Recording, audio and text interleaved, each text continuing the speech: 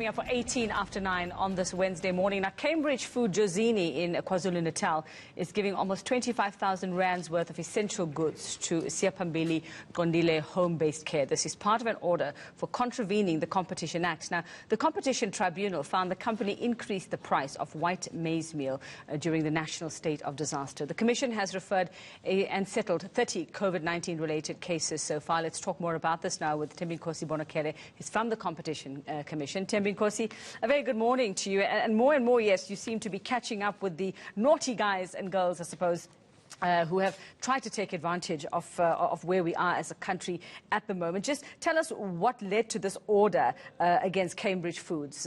Was it a tip-off? What was the complaint?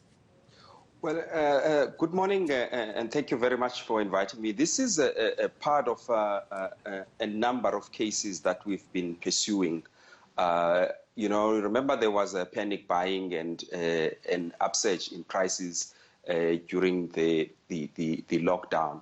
And so we've had a number of cases. And so this is one of those where we were alerted by a consumer who is from Jozini that the price of maize meal increased significantly during the lockdown by Cambridge in Jozini. So we followed it up and we confirmed and we took the matter to the tribunal. Fortunately, the company concerned agreed to settle the matter on these terms. In other words, donating to the charity mentioned, as well as paying a fine. So I think what's more important here is that we managed to stop the price increases, which is our focus, because there are many of these cases, and they are not big cases as far as our standards are concerned, but they are important, though, for local communities. All right, so basically by settling this, they've admitted then that, yes, they were doing wrong. When you say you managed to stop it, how long were they able to charge these exorbitant prices on this product, Tembinkosi, before they were stopped? We understand it was a few days in April, and now we've agreed with them that they will cap their margin during the duration of the lockdown. Look, under normal circumstances, prices should come down. The market should take care of this. So we will hope that there would be no need to continue monitoring these sort of prices in the long run. But for the duration of the lockdown, their margins for maize meal will be kept. All right. So how do you decide where they will or where they will donate this amount, the amount of 24,947? Did they choose who they wanted to give this to, or do you specifically tell them who they need to be donating to? We do. Sometimes firms can suggest as well, because we don't always have a database of all the charities. So, but the decision is ours. And sometimes we also go to the Solidarity Fund. In fact, that's easier for us when we don't know where these donations should go to. I should emphasize this is more of an exception by the Commission. Usually these are fines, but in instances where we feel like the community affected, there must be some kind of redress towards it. We do sometimes have this sort of donations and funds created. So are there ongoing sort of inspections? I mean, obviously you will hear from customers, you will hear from consumers when something just doesn't seem right, but who out there is actually going out looking at prices, comparing what they were to what they are now, and sort of figuring out how, you know, this is really more than what you should be charging at this time. Someone is taking advantage of people in this time.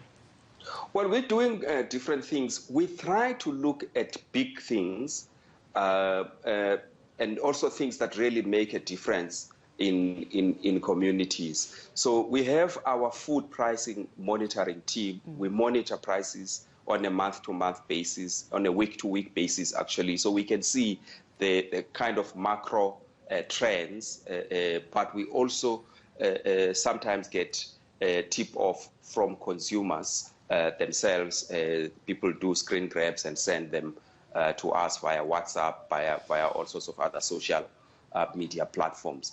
We are seeing now also that there is a lot of outcry in the public sector about the prices there from procurement.